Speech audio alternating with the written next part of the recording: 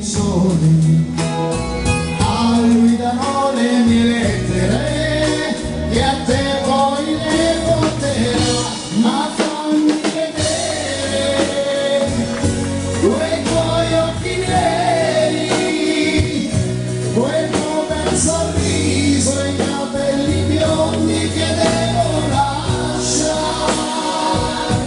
Purtroppo quel treno mi porta lontano e dal finestrino ti mando.